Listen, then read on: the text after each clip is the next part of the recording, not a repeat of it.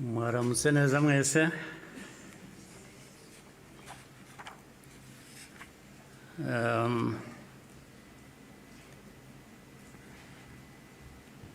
Ngira ngo mpere ku ngingo yo kuvuga ubuhamya Minisitiri Bizimana yatugejejeho. Hari ubundi buhamya burebure burimo amateka akomeye Theoneste n'amaze kutugezaho. Ibyo twumvise byose bifite aho bishingiye. Ni ukuri abafite uko babihakana cyangwa babihakanya, ngira ngo bafite akazi gakomeye kugira ngo uhindure amateka nk'ayo y'abantu nk'abandi, uyagire uko ushaka, yaba mu gihugu hano, byaba hanze, cyane cyane bakunze guhindura aya mateka yacu ku mpamvu zitandukanye.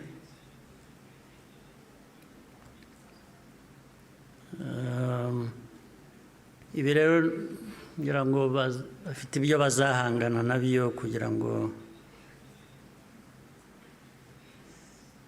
abantu bahindure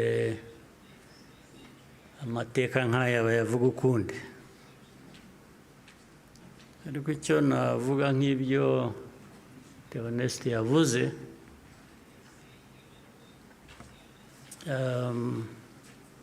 ibihe byo birahinduka, ibihe byarahindutse.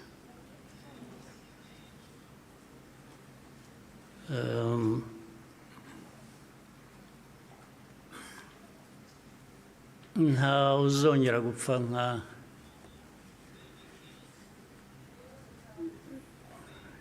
nk'uko Theoneste yabivugaga, n'abapfuye cyangwa nawe uko yapfuye. Buriya yarapfuye, kuba ariho ni nko kuzuka, ariko nta wakongera gupfa kuriya.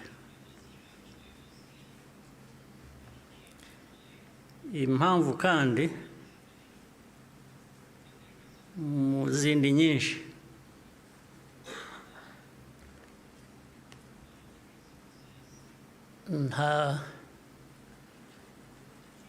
ntabwo wakwica umuntu kabiri.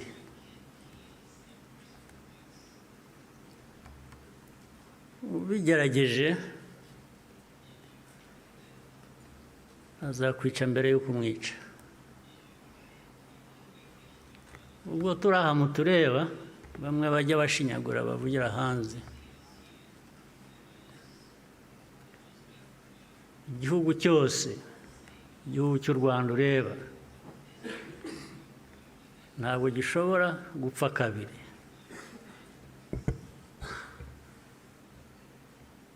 Mbere y'uko wakwica u Rwanda azakwica. Ntabwo wakwica abantu kabiri, ntibibaho. Tureba aha ntabwo twapfa kabiri. Ari twe bakuru, ari abana bacu, ntawe uzabica kabiri, ntibishoboka, ntabwo byakunda.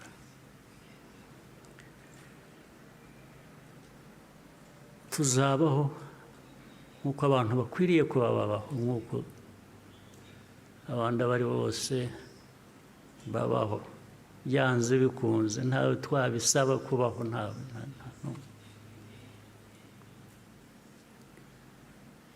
Uko mbivuze uku, hari ababyumva ukundi cyangwa hari abazabisubiramo ukundi, ariko uko mbivuze ni uko nguko aba ariko mu gutwara.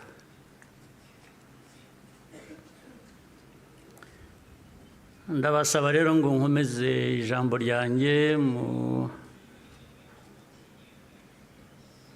rurimi abashyitsi bamwe hano bumva batagombye kubasemurira,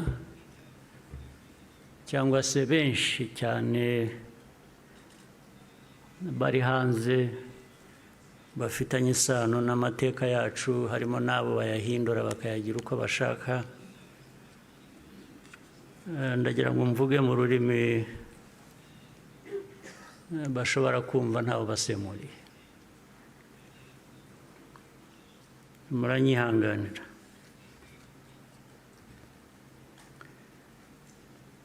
Today,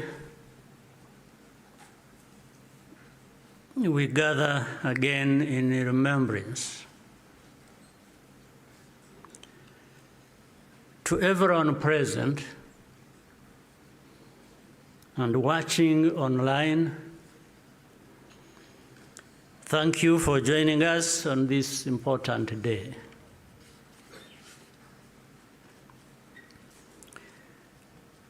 We deeply appreciate the friends who join us every year in person or in spirit without fail. I thank the survivor who has just spoken. These testimonies keep memory alive for all of us and for those who will follow us. Kwibuka carries profound meaning for our nation.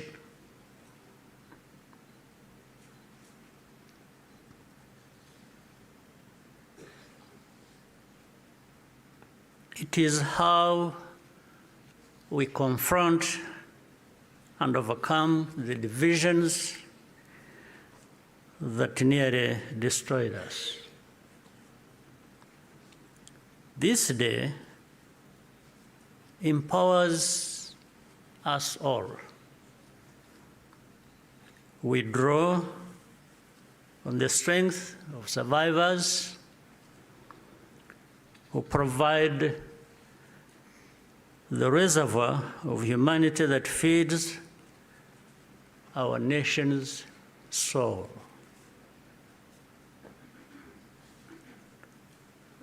To all survivors, know that you are not alone. We stand with you always. Everything we have achieved was only possible because all Rwandans decided to join hands in a common purpose. We honor the role played by every Rwandan in our country's rebirth. The reality of the genocide is clear for all to see. The ringleaders were convicted in international courts with rigorous evidence. The Gacaca process documented the course of the genocide in every single village and neighborhood in Rwanda. Over 50 million handwritten pages were produced during the 10 years of Gacaca. Right here, where we are standing, 250,000 victims of the genocide are laid to rest.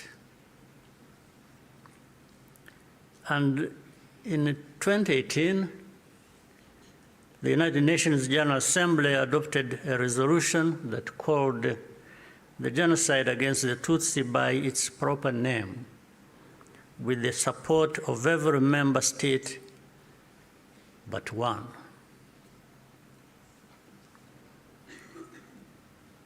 The truth is undeniable, and yet we still find people sowing doubt and twisting the facts up to today. This is not just a matter of ignorance,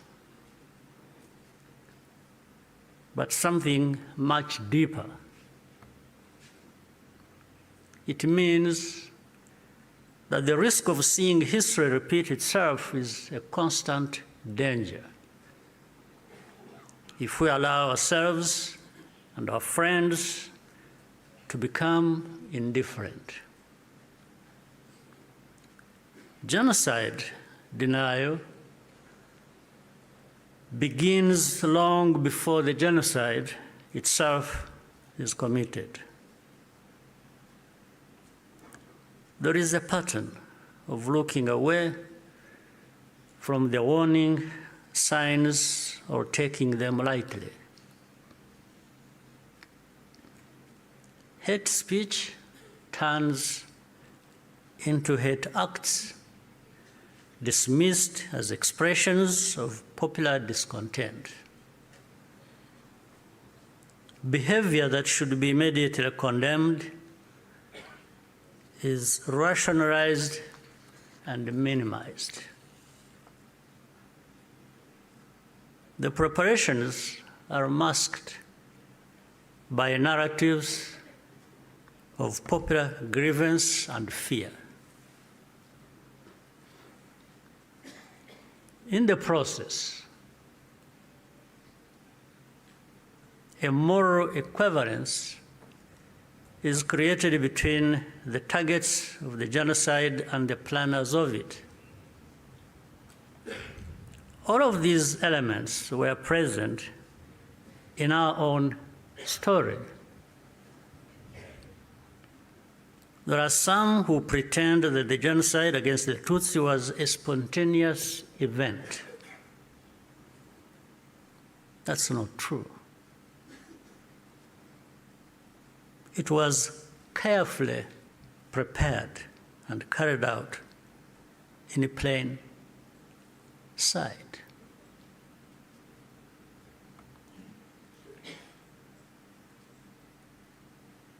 Regrettably, some who spoke the truth at the time, and who were even eyewitnesses, later became peddlers of distortion, mainly for political reasons. Militias were openly trained and indoctrinated in hate. Weapons were imported in large quantities, and Rwandans who opposed it were threatened or killed. Before 1994, communities were subjected to waves of smaller massacres meant to normalize the killing and also to measure the reaction of the wider world. And with only a few heroic exceptions,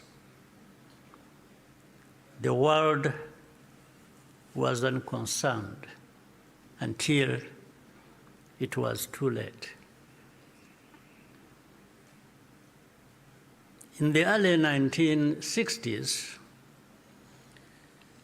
after countless Tutsis were killed or forced into exile,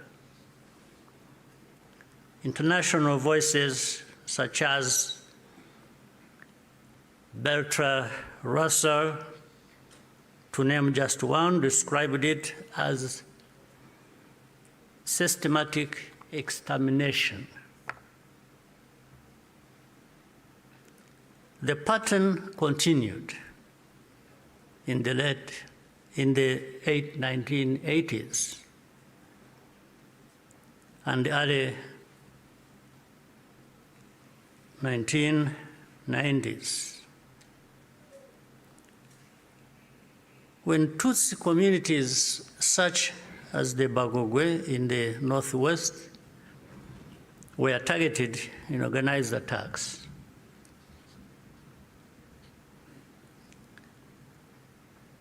in 1993, a commission led by Jean Crabonneau investigated these atrocities. After documenting mass graves and the involvement of state authorities, they concluded that a genocide was being prepared. In the same year, the UN Special Rapporteur, Bakri Wele Ndiaye, warned that organized propaganda portraying the Tutsis as enemies was spreading openly, helping prepare the population for mass violence. In January 1994, the Command of the United Nations Mission in Rwanda sent a fax back to headquarters in New York with detailed intelligence that Interahamwe were stockpiling weapons and compiling lists of Tutsis to be killed. He was then ordered to share the information with the very government which was preparing the genocide and to take no further action. And sadly, the reaction today is no different here in our region. And you can see it right before our eyes. When the genocide began, the nature of the crime was immediately obvious. All Tutsi were targeted because of their identity. Nowhere was safe, including churches and schools. That horrific reality only underscores the humanity and the courage of the Rwandans who took risk to provide hiding places for their fellow citizens. The reaction of the international community was to evacuate foreigners and withdraw most peacekeepers. At Eto, Kichikiro, when the peacekeepers withdrew, thousands of desperate Tutsi were left to die. Such scenes were repeated across the country. If these forces had instead been supported to protect Rwandans, the killers could have been deterred and many people would still be alive. The lives saved by the United Nations peacekeepers who were allowed to remain makes clear how much more could have been done with political will.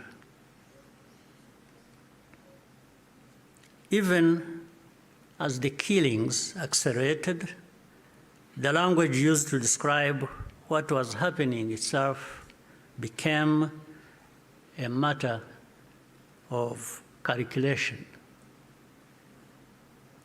Genocide is defined in international law precisely to create an obligation to act. To witness such a crime and deliberately refuse to use the term is, in effect, genocide denial, perhaps even a form of aiding and abetting. The technology existed to disrupt the radio broadcasts that directed the killings. The planes capable of jamming those signals were available. Officials even calculated the hourly cost of the mission. In the end, the operation was deemed to be too expensive and potentially also a violation of Rwanda's sovereignty. So the cost was more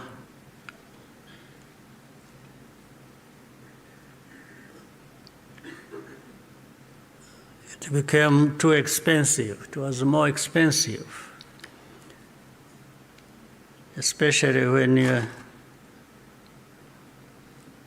in their minds, those lives are really worthless. So our lives were worth nothing. That's fine. For Rwandans, the lessons have been brutal.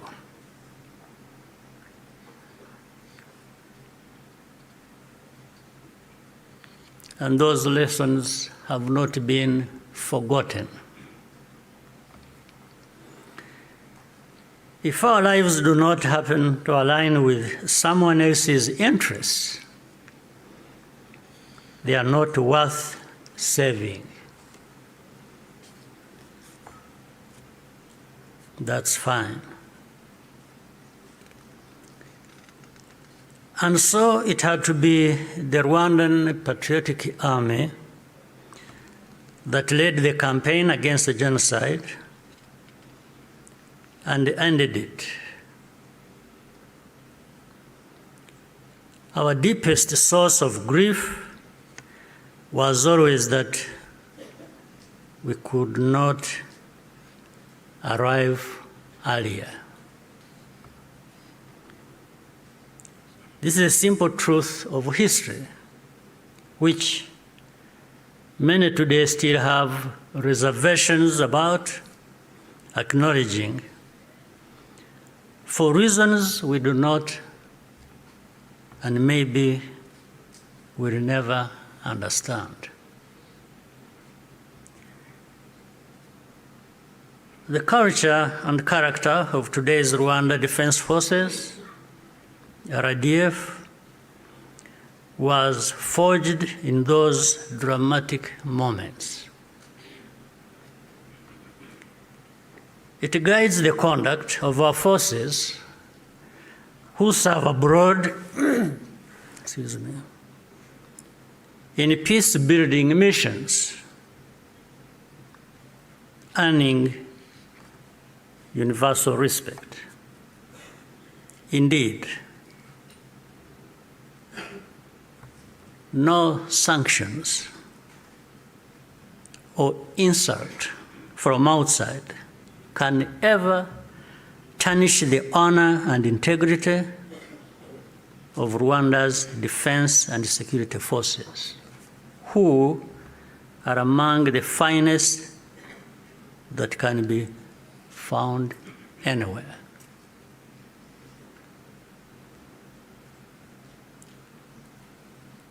I look forward to raising this matter of sanctions at the highest level to understand the basis for such an injustice.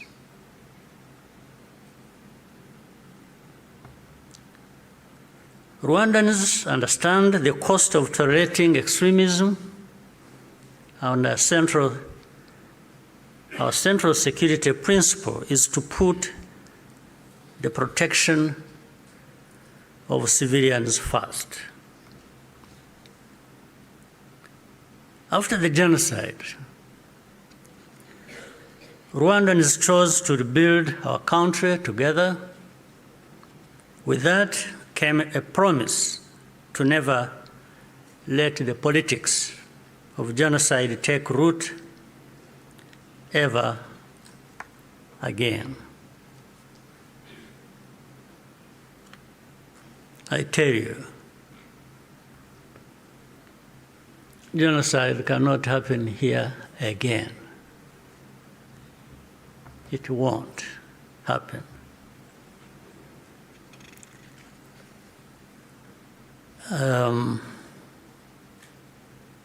Even with those noises you hear in the region of people gathering from Europe, from wherever, and meeting in Kinshasa and bringing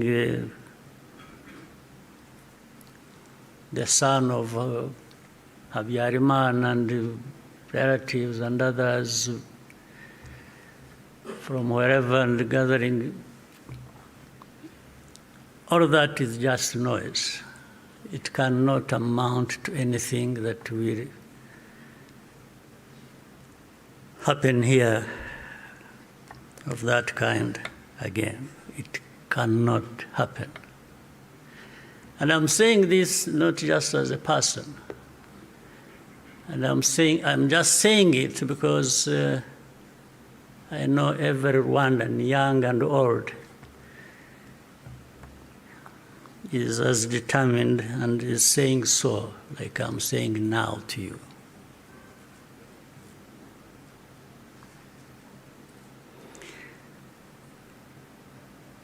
Along the way, Rwandans faced constant criticism and many attempts to twist our history. But the power we will always have is to use our minds to see the truth, and our voices to speak up when something is not right. You can never silence us in whatever form. We must be clear about the dangers that remain.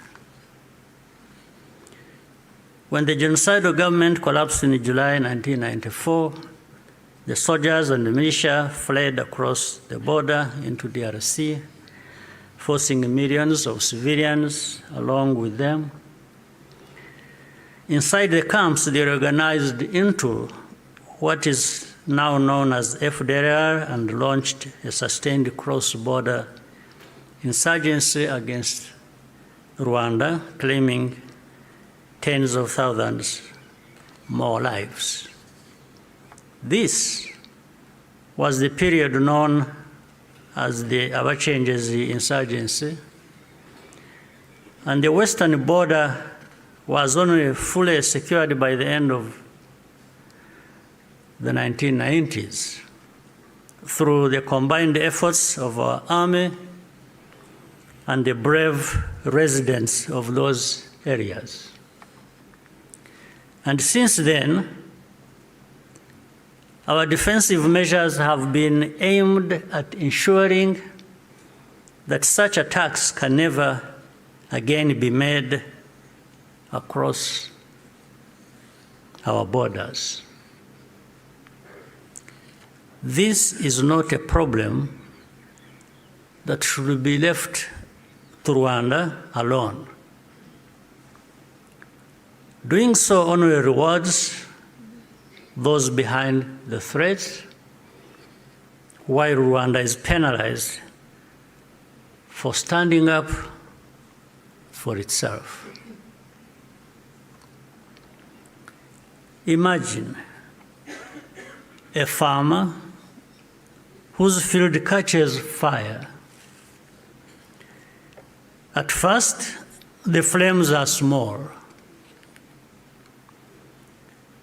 A few neighbors think it does not concern them. Others say the wind will change and the fire will die out on its own. So they watch and wait. But the wind does not change. Meanwhile, a pyromaniac is secretly adding fuel to the fire. So the fire spreads from one field to another, and then into the forest and the towns and beyond. Only then do people run with the buckets of water and call for the establishment of a fire department. Africans, more than most, should understand that the danger of moral passivity in the face of hatred and violent extremism.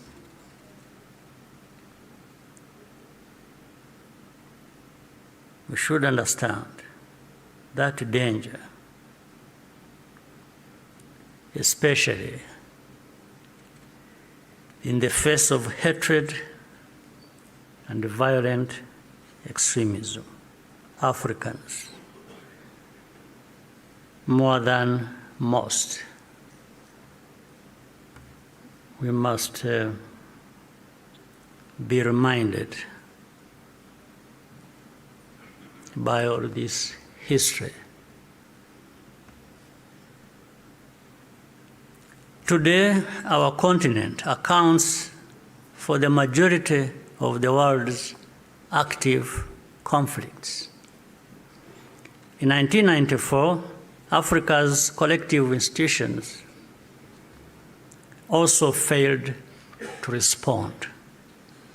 I say this because the call for African sovereignty, legitimate and necessary as it is, must also mean that African institutions act decisively when Africans are at risk. Bad actors must not be allowed to hide behind the principle of sovereignty, to evade responsibility for abuses or deny citizens their rights. We cannot afford to repeat the mistakes of the past. Genocide ideology is still spreading in our region. Left unchecked, it has the power to take us all backwards again. There are those who claim that Rwanda exaggerates,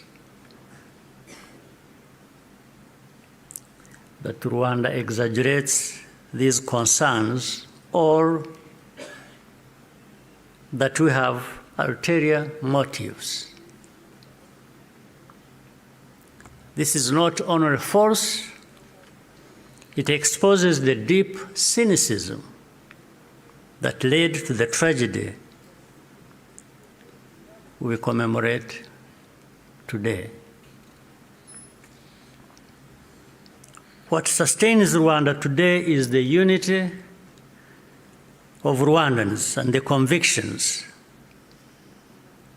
that, like all people, we have the right to live in safety and dignity and at peace with all our neighbors.